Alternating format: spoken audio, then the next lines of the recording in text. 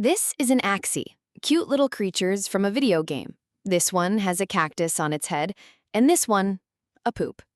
This one was worth $800,000. They belong to the game Axie Infinity. It's kind of like Pokémon. You can breed these little monsters, trade them, and have them battle each other.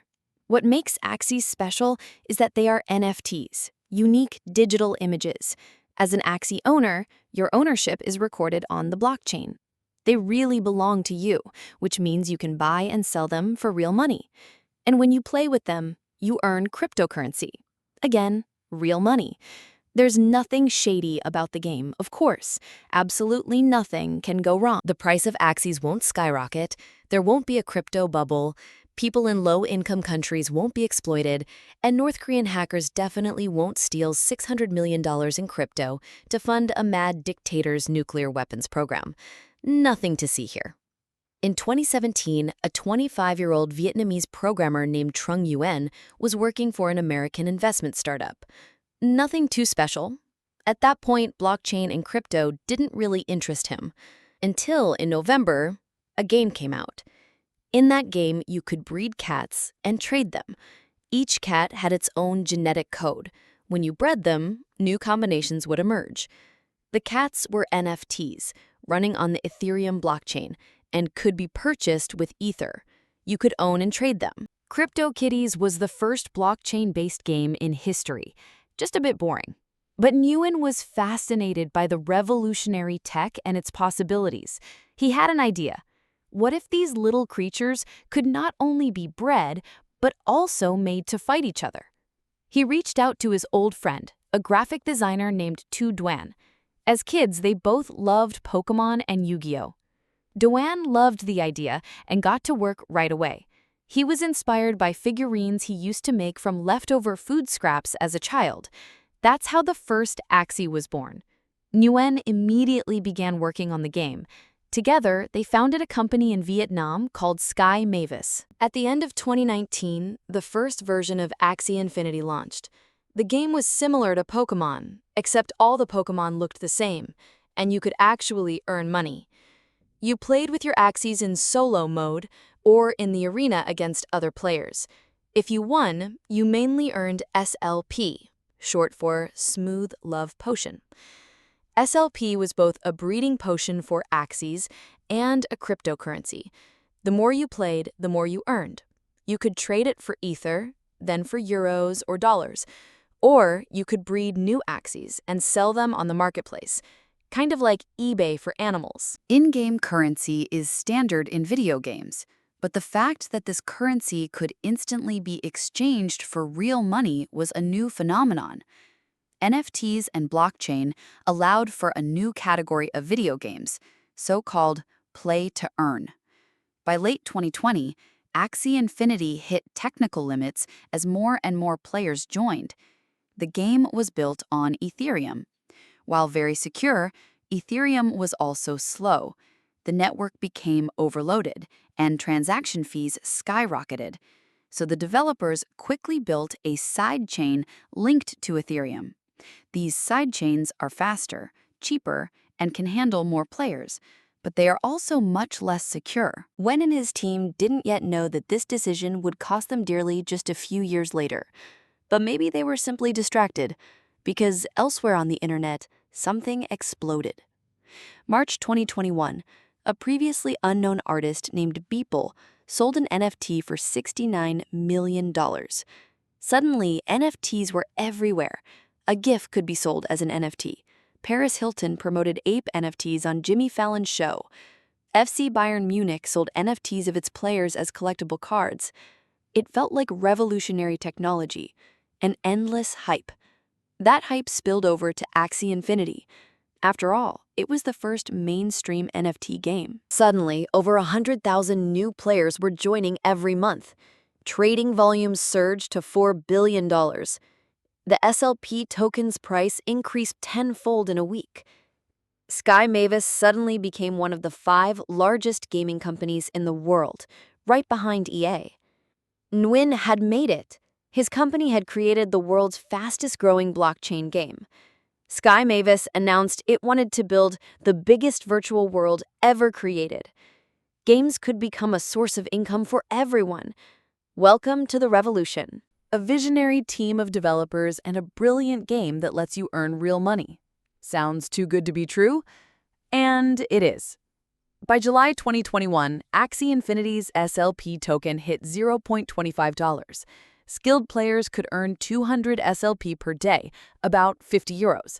Those who played full-time, 5 days a week, could earn 4,000 SLP per month, around 1,000 euros. That's more than the average monthly income in many countries. And half the world was still in lockdown. Many people had lost their jobs and desperately needed money. Axie Infinity became their hope. Most players came from the Philippines, Venezuela, Thailand, Indonesia, Vietnam, and Brazil, all developing countries hit hard by the pandemic. The proportion of Filipino players was especially high. Organizations began actively recruiting them. Promotional videos featured real players. One Filipino played to pay his electric bill, a woman to feed her kids, an elderly couple to afford medication. They prayed to God that the game would stay. Nguyen and his team praised this trend. They highlighted the endless economic opportunity for players. Investors believed Axie could lift people out of poverty. But soon, a dangerous and uncontrollable dynamic took hold. To start playing Axie Infinity and earning money, you needed to buy 3 Axies, at the time costing around €1,000 total. Most newcomers couldn't afford that, so experienced players began renting out their Axies in exchange for a share of the earnings. Thus began the scholarship system. On one side were managers renting out Axies, on the other were scholars, players who could earn money without the initial investment.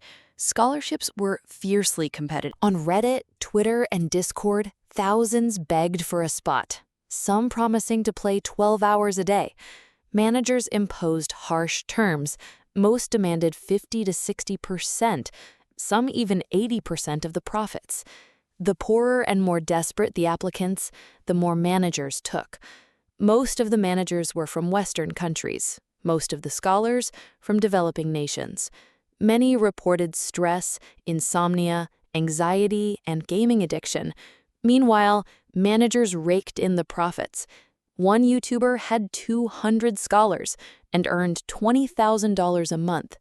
Managers called it passive income, but in reality, they were making poor people work for crumbs on an unregulated market. Some called it mass exploitation, others digital colonialism. Sky Mavis made a tidy profit from the system. They took a 4.25% fee from every transaction. In just a few years, the company earned $485 million in revenue. Gwen and his team seemed unstoppable until they suffered their first major blow. If I can make 1,000 euros per month with Axie, where is that money coming from? Mainly, it came from new players buying new Axies. Remember, to play, you had to purchase 3 monsters, often totaling 1,000 euros. That money was then distributed to existing players as earnings. One player's profit was previously another player's investment. When the new owner battled with their Axies, they in turn got paid by the next wave of players. The system worked as long as new players kept joining and buying new Axies. But what if the new money stopped coming in? Critics warned from the start, the game might be a massive financial pyramid, perhaps the largest ever in crypto. But the developers insisted they knew what they were doing. They listed economic stability measures. Everything was under control. No Ponzi scheme here. But in summer 2021, the house of cards collapsed. Players were earning tons of SLP, but there wasn't enough real money in the system to sustain the value. The in-game currency devalued, the SLP price fell.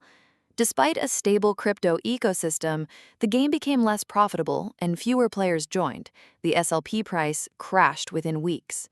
Millions of players watched as their hard-earned tokens lost value every day. Most were left holding worthless Axies and SLP. But the community remained large. Many hoped the price would rebound and they could still cash out. Even Sky Mavis assured everyone the economy would stabilize. Then North Korea got involved. Spring 2022. A Sky Mavis employee received a LinkedIn message, an offer from another company. Naturally, he was interested. After a few interviews, he received a PDF with the job offer. Unfortunately, the offer and the company were fake. The PDF was a Trojan. It gave hackers access to the developer's systems. Through his computer, they gained entry to Sky Mavis's custom sidechain, Ronin. That chain held a huge amount of crypto. To move it to their wallet, the hacker needed confirmation from 5 of 10 validator nodes. Sky Mavis controlled 4. The 5th belonged to an external party, but Sky Mavis had temporary access. The hacker took advantage of that. Bingo. On March 23, 2022, they stole over $600 million in crypto, one of the biggest hacks in history. The U.S. Treasury later named the North Korean group Lazarus as responsible. According to UN reports, North Korea used the stolen funds to finance its nuclear weapons program. As if that wasn't bad enough, the SLP token dropped another 90% after the hack. Today, Smooth Love Potion is worth just $0.002. Working full-time in Axie Infinity now earns you not €1,000, but €8 per month. And Axies cost not €1,000, but less than €5. The few who joined early and cashed out in time made huge profits. Everyone else lost. One Reddit user lost $45,000. A Vietnamese player said he took out a loan for Axies and now can't repay it. He has a wife and kids and could lose his home. In April 2022, shortly after the hack, Sky Mavis raised $150 million from investors to compensate affected users, but the community's trust was gone. In a final desperate move, the company released a free-to-play version called Axie Infinity Origins.